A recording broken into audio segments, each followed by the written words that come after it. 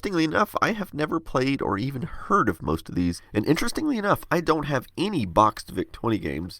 Interestingly enough, it's also somewhat transparent. Interestingly enough, this keyboard was so popular that there are many fakes. And interestingly enough, if you go up to the third floor, or actually we're on the third floor, sorry. Interestingly enough, the same concept will actually work on any of the Commodore 8. Interestingly enough, the video chip is capable of displaying 16 colors. Interestingly enough, it's missing a disk drive port and a composite video port.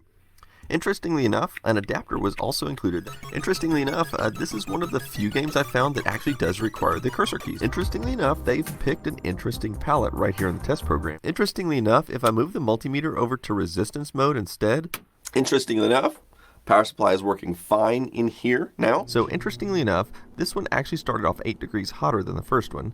Interestingly enough, there appears to be another 8K of static RAM here. So interestingly enough, the Atari 800 actually has 2 cartridge slots. Interestingly enough, these keys are not electrically part of the keyboard. Interestingly enough, the C128's power supply was already adequate. Interestingly enough, the laser only shares these pins. Interestingly enough, I do have the power supply to the Laser 128.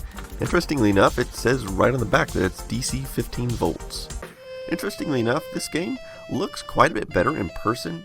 Interestingly enough, I actually asked Noah to compose the music on the Tandy chip. Interestingly enough, I thought it would be roughly a 50-50 distribution, yet interestingly enough, this one works just fine. And interestingly enough, a spot for another chip. Now, interestingly enough, the Laser 50 is not hard to find. Interestingly enough, I have another laptop here. Interestingly enough, going to 4 drives would still cost about the same. Interestingly enough, most of the color fringing is gone.